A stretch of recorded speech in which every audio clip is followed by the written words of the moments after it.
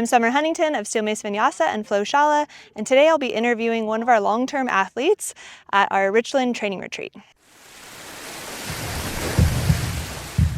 This is Coach Elise. She's been training with me since 2018. Elise, how many workshops and how many retreats have you gone to? So this is my first retreat, and then I've been to 5 workshops total.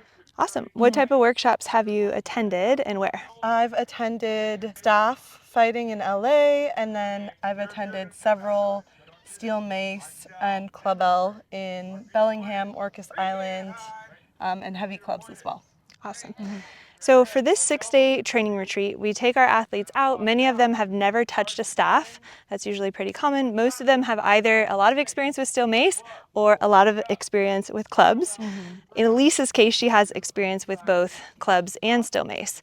So Elise, I'm curious, what would you tell somebody that doesn't have a strong steel mace practice before coming to a retreat? Yeah, I would definitely recommend that, Summer is generous to give some programs to people who are attending. You get a discount code, right? You actually 100% get, off. yeah, you get 6 months of my on-demand. If you register for any of our retreats, I basically give you 250 classes from the Shala on-demand library. Yeah, so I'd recommend doing some of the classes and start to understand the fundamentals of the mace. Start, buy a mace, make sure that you pick it up and just start experimenting with it through a structured program or structured classes in the case of on-demand.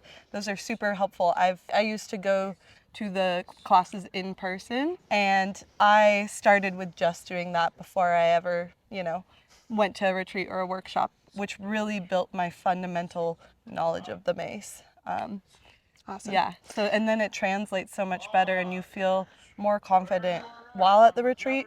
But there's some people here who they've never touched a mace or they only do clubs.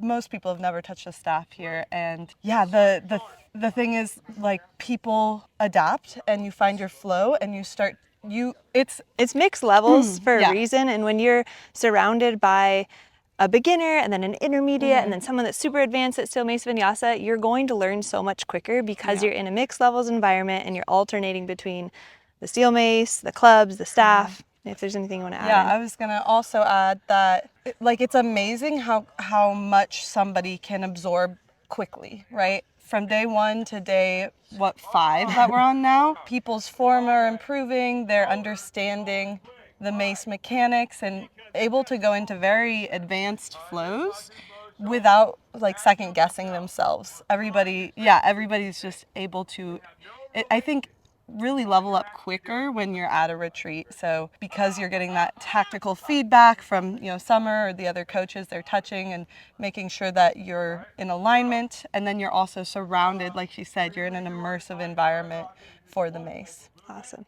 Yeah. My final question for you, how has it been training with Mark and myself and just kind of the, back and forth, the way we structure, just so you know, the way we structure our retreats is you're with Mark for an hour or sometimes less doing staff. Then you cycle back to me for steel mace, and then you cycle back to Mark for heavy clubs, and then I might come in and do some mobility. How has it been working with both Mark and myself? If you have any feedback that you could tell someone that's considering coming out to an event. Yeah, so you'll notice that in a lot of Summer's videos, she goes very fast, but here at the retreat, she actually tones things down a lot to give people time to down-regulate. So you're still doing all the work, but you're moving you're doing less HIIT protocol or timed rounds.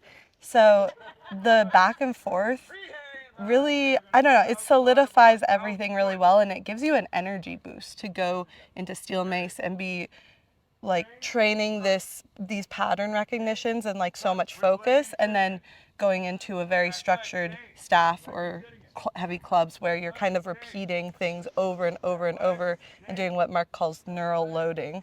So it's a really nice brain break, and it keeps everybody really fresh, and it's amazing that everyone's the feedback everyone gave was that they're amazed that they're able to get through the whole seminar and feel energized still at the end. Of course, obviously, day 5, everyone's kind of slowing down, but they're powering out over there. So it's pretty cool to watch. Yeah, everyday people. our whole intention is to design this retreat as a program. And so every minute is accounted for. We purposely and intentionally have segments that go from one modality to the next. We have very short break times and we have a big lunch break in the middle of the day. We're eating super nutritious foods. We have big nutritious breakfasts and also nutritious meals. So lots of like fitness style food that's going to be just really high protein and make you feel really good.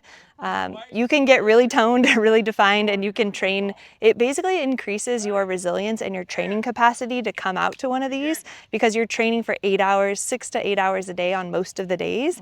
And then when you go home, the goal is that doing an hour long or an hour and a half long practice is going to be not a big deal because you're already used to training for like 8 hours a day. Not a big deal, and also like you're gonna know the moves in your core. You know, you're gonna have that confidence. Our goal is to train your brain forever so that you are never the same and you understand the why behind using leverage tools like steel mace, clubs, and even staff. And there's also kind of an interwoven team thread that's woven through the whole seminar and the whole retreat as well. We're working as a team, we're becoming better training partners, we're going on kind of a little mini hero's journey in the retreat and seminar as well. Thank you so much, Elise, for guest starring on the YouTube channel. Super excited for you guys to come out to Costa Rica and Bali. Keep an eye out on the flowshala.com/retreats or retreats tab for all of our wait lists for our future retreats. I'll always be planning those out at least a year to 2 years in advance. Yeah, those are some epic locations, and anyone would be lucky to train in the lush gardens of Costa Rica or Bali. It's beautiful there. Drop a comment below and let us know your questions.